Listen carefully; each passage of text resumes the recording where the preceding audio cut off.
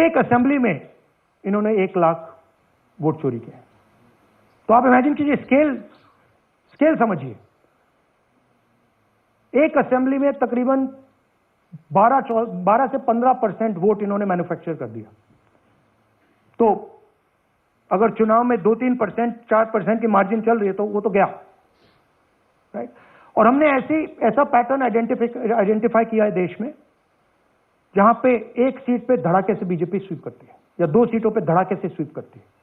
बाकी सीट में natural competition चल रहा है और फिर सडनली एक सीट में जैसे यहां हुआ स्वीप हो जाती है और पूरा चुनाव चला जाता है। आखिरी बात, नरेंद्र मोदी 25 लोकसभा सीट के कारण प्रधानमंत्री हैं।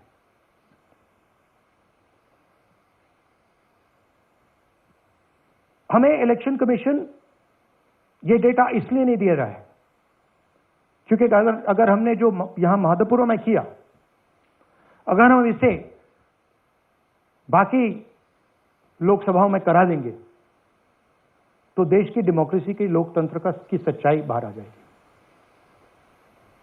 ये अब एविडेंस है, ये क्रिमिनल एविडेंस है।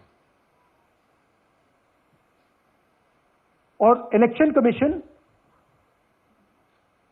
देश में पूरे एविडेंस को डिस्ट्रॉय करने की सोच रहा है।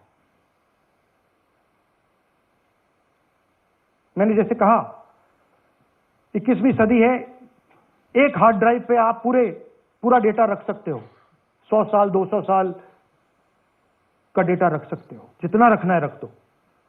मगर इलेक्शन कमीशन 45 दिन में सीसीटीवी को खत्म करना चाह रहा है, वोटर लिस्ट नहीं दे रहा है।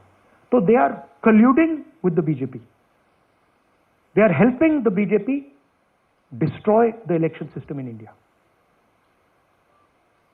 अब आपके कोई सवाल हो? एक एक करके और इसी मुद्दे पर ये सॉरी लास्ट, ये मिसयूज ऑफ फॉर्म 6, 33,000 लोग हैं, नाम है यहां पे सबके। ये आप देखिए, इनकी एज भी है, 98, 96, 95, 89, 88, 72, 67, 57। यहां पे इस पूरे पैक में 18 से 23 तक कोई। So this is new voter manufacturing. ये है नया वोटर, यंग वोटर।